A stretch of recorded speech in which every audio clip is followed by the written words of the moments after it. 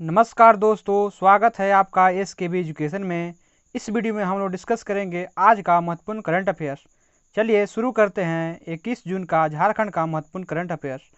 और आज का पहला प्रश्न है, हाल ही में झारखंड में 2 राज्यसभा सीटों के लिए चुनाव हुए हैं। इस चुनाव के संबंध में निम्न कथन पर विचार करें और बताएं कि कौन सा विकल्प सही है। पहला कथन है, झारखंड में राज्यसभा के कुल 8 सीटें हैं और देश भर में कुल 250 सीटें हैं। दूसरा कथन है, इन 2 सीटों पर शिबू सोरेन और दीपक प्रकाश ने जीत हासिल की है।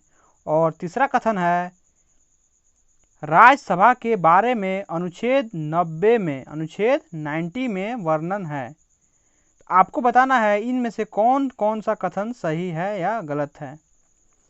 तो इसके बारे में देखिए, पहला ऑप्शन है केवल 1 सही है, केवल 2 सही है, 1 और 2 दोनों सही है, या फिर 1 2 3 तीनों सही।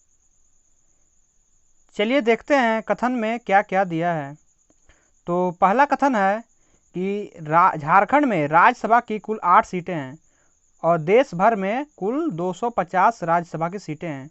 दोस्तों, यह कथन गलत है क्योंकि झारखंड में राज्यसभा की 8 सीटें नहीं हैं, टोटल 6 सीटें हैं, जिसमें से 2 सीट पे चुनाव हुआ है और देश भर में 250 सीटें हैं। यह तो सही है, लेकिन 8 सीटें ये गलत है, इसलिए यह कथन गलत हो गया। और अगला कथन है, इन 2 सीटों पर शिबू सोरेन और दीपक प्रकाश ने जीत हासिल की है। तो दोस्तों, यह कथन सही है। जो 2 सीटों पर चुनाव हुआ है उसमें झामुमो के शिबू सोरेन और भाजपा के दीपक प्रकाश ने जीत हासिल की है, इसलिए यह कथन सही है। ये तो गलत था। और तीसरा कथन है, राज्यसभा के बारे में अनुच्छेद 90 में वर्णन है। तो दोस्तों, ये भी कथन गलत है क्योंकि राज्यसभा के बारे में अनुच्छेद 80 यानी 80 में वर्णन है। 79 में संसद के बारे में वर्णन है और 80 में राज्यसभा के बारे में वर्णन है और 81 में लोकसभा के बारे में वर्णन है। तो दोस्तों, इस प्रश्न का सही उत्तर हो जाएगा ऑप्शन बी, केवल 2 सही है, केवल कथन दूसरा सही है। आइए इसके बारे में और भी डिटेल्स जान लेते हैं। तो इस राज्यसभा चुनाव में शिबू सोरेन को टोटल 30 सीटें मिली थी। 30 सीटें पर ये विजय हुए हैं और दीपक प्रकाश को टोटल 31 सीट मिली थी और थर्ड पे थे शहजादा अनवर, जिसको 18 वोट मिले थे। तो काउंट कीजिए, ये हो जाएगा 79 सीट। टोटल 79 सीट का मतदान हुआ था। 2 सीट पे मतदान इसलिए नहीं हुआ क्योंकि 2 सीट यानी झारखंड विधानसभा का टोटल 81 सीट है, इसमें से 2 सीट पर इसलिए नहीं हुआ मतदान क्योंकि पहला बेरमो के जो विधायक थे और राजेंद्र सिंह, उनका निधन हो गया था, इसलिए वह सीट खाली। और दूसरा दुमका सीट खाली है क्योंकि दुमका सीट पर हेमंत सोरेन ने जीत हासिल की थी, लेकिन वह बरहेट से भी जीते थे, इसलिए दुमका सीट को वह छोड़ दिए थे। इसलिए विधानसभा के 81 सीटों में मात्र 79 सीटों से ही मतदान हुआ था। दूसरा प्रश्न है, हाल ही में केंद्र सरकार द्वारा शुरू की गई गरीब कल्याण रोजगार अभियान में झारखंड के कुल 3 जिलों को शामिल किया गया है। तो आपको बताना है कि इनमें से कौन सा जिला शामिल नहीं है। गिरिडीह शामिल है, हजारीबाग शामिल है, गोड्डा भी शामिल है। दोस्तों, इस प्रश्न का सही उत्तर है ऑप्शन डी, खूंटी जिला गरीब कल्याण रोजगार अभियान में शामिल नहीं है। गरीब कल्याण रोजगार अभियान, इसकी शुरुआत प्रधानमंत्री मोदी ने 20 जून 2020 को की है और इसका शुरुआत बिहार के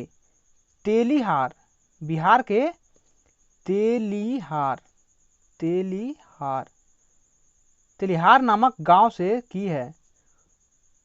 इस अभियान के तहत देश के विभिन्न राज्यों के 116 जिलों का चयन किया गया है।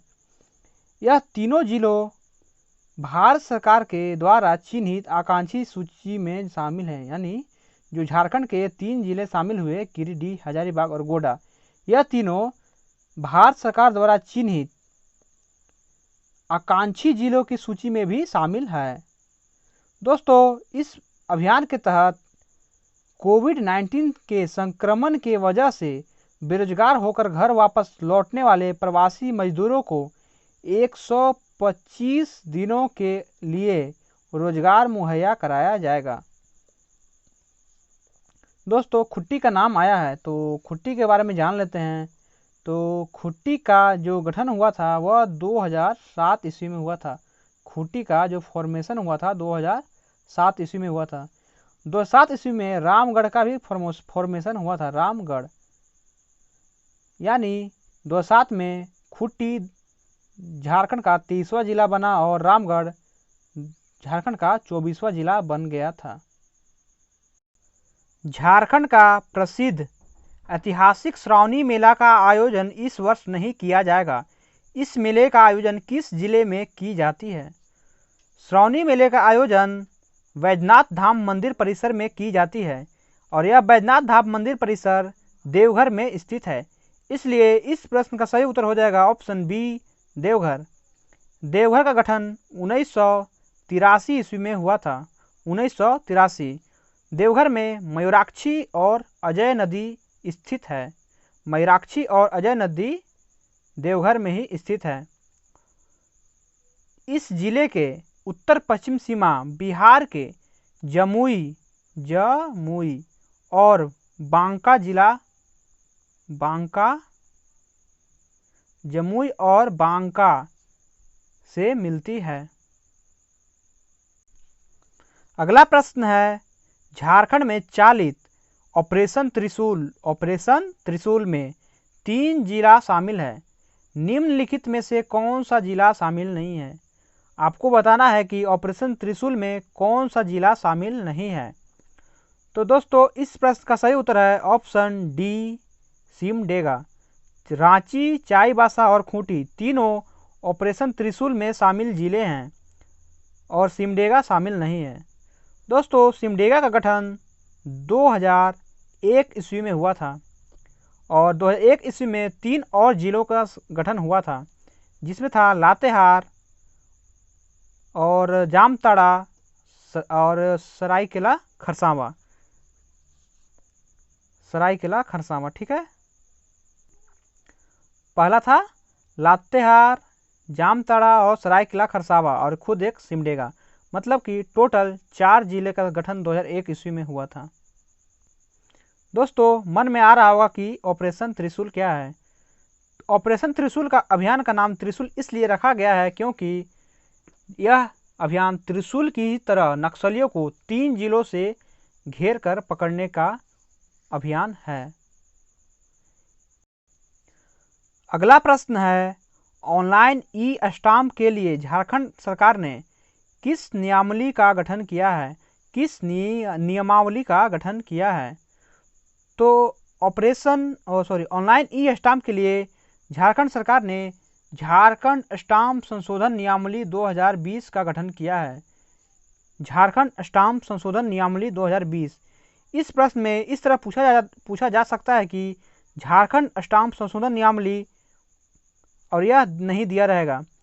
इसको बताइए कि यह नियमावली 2020 है या फिर 2019 है या फिर 2018 है या फिर 2017 है। तो आपको 2020 टिक करना होगा, यानी झारखंड स्टाम्प संशोधन नियमावली 2020। अगला प्रश्न देखते हैं। छठा प्रश्न है, हाल ही में कृषि विभाग ने धान की फसल से अच्छी आमदनी के लिए उन्नत प्रजाति के बीज के साथ किस विधि से खेती करने का आग्रह किया है? कृषि विभाग ने किस विधि से खेती करने का आग्रह किया है? तो यह श्री विधि है। श्री विधि। कृषि विभाग ने किसानों को श्री विधि से धान की खेती करने का आग्रह किया है। झारखंड के कृषि मंत्री हैं बादल पत्रलेख। कृषि और पशुपालन एवं सहकारिता विभाग के मंत्री हैं बादल पत्रलेख और यह जरमुंडी से विधायक हैं। चलिए आज का अंतिम प्रश्न देखते हैं। तो अंतिम प्रश्न है, झारखंड के 22 कोयला खदानों की नीलामी केंद्र सरकार के किस अभियान के तहत की गई है? झारखंड के 22 कोयला खदानों की नीलामी केंद्र सरकार के किस अभियान के तहत की गई है? यह आत्मनिर्भर भारत अभियान के तहत की गई है। यह कोयला खदानों की नीलामी आत्मनिर्भर भारत अभियान के तहत की गई है। इसको अच्छे से याद रखिएगा। इसके साथ ही यह वीडियो समाप्त होता है। तो दोस्तों कैसा लगा यह वीडियो कमेंट में ज़रूर बताएं। यदि वीडियो अच्छा लगा हो तो वीडियो को लाइक करें, शेयर करें तथा इस चैनल को सब्सक्राइब करें ताकि इस चैनल की सभी महत्वपूर्ण न्यूज़ और अपडेट आपके पास जल्द से जल्द पहुंच सके। नमस्कार।